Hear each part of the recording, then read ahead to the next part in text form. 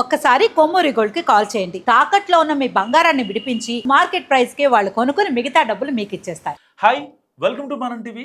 మనం ఉన్నది మన కోసం. నేను మీ journalist Manoj. So AP CM Chandrababu Naidu గారు and deputy CM Pawan Kalyan గారి మధ్య ఆ బాండింగ్ గురించి వీళ్ళిద్దరూ ఏ స్టేజ్ మీద ఉన్నా, అది ప్రభుత్వ అభివృద్ధి కార్యక్రమేనా లేకపోతే పార్టీ పరంగా కూటమి ఏదైనా బహిరంగ సభలైనా సరే, సో వాళ్ళిద్దరి మధ్య ఆ బాండింగ్ అనేది ప్రతి ఒక్క స్టేజ్ మీద వాళ్ళు ఆ చేతులతో ఏపీ ప్రజలకు చూపిస్తూ ఉంటారు బేసిక్గా.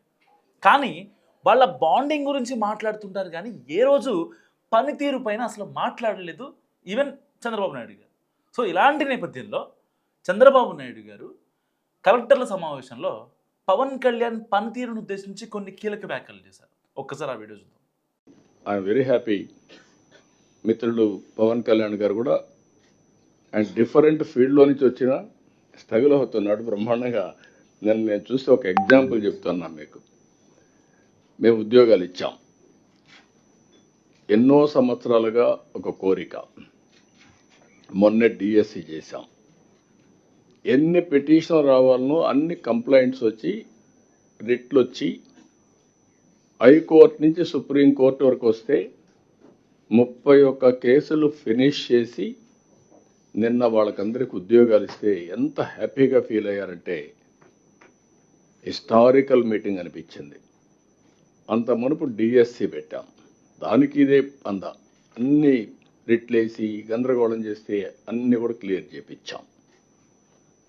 అక్కడికి వచ్చినప్పుడు డిప్యూటీ సీఎం గారు కూడా ఒక కానిస్టేబుల్, మీరు గుర్తుపెట్టుకోవాలి, మమ్మల్ని ఒక రిక్వెస్ట్ అడిగాడు. సార్ నాకు ఉద్యోగం వచ్చింది, హ్యాపీ, మా ఊరికి రోడ్డు లేదు, ఆ రోడ్డు చేస్తానని అడిగాడు బాబురావు.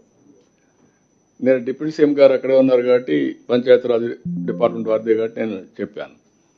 వారు అక్కడి నుంచి డిపార్ట్మెంట్కి మెసేజ్ ఇచ్చి దానికి 3.9 crores కాస్ట్ అవుతుందని చెప్పి ఎస్టిమేట్స్ తీసుకొచ్చి మీటింగ్లోనే అనౌన్స్ చేశాం. That is the response.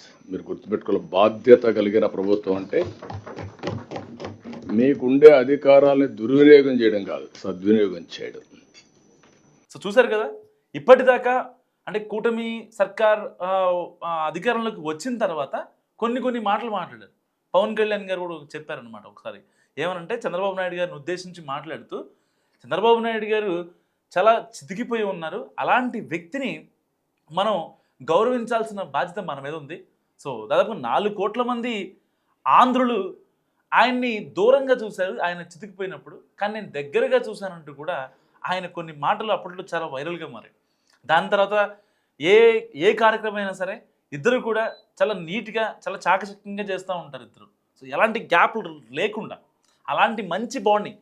Even Chandrababu Naidu గారు కూడా చాలా ఇంటర్వ్యూలు చెప్పారు, పవన్ కళ్యాణ్తో ఆయనకున్న ఆ సన్నిహితాన్ని, ఆ సంబంధాన్ని చాలా నీట్గా ఎక్స్ప్లెయిన్ చేశారు. చాలా ఇంటర్వ్యూస్లో కావచ్చు, ఈవెన్ బహిరంగ సభల్లో కావచ్చు.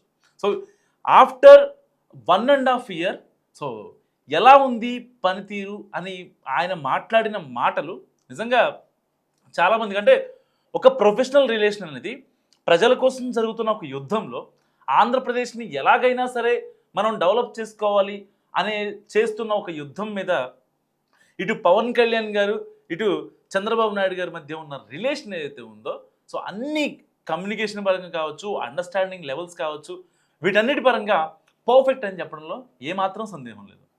ఈ వీడియో గురించి మీరేమనుకుంటారో మస్ట్ కామెంట్ చేయండి. చూస్తున్నాండి మనం టీవీ.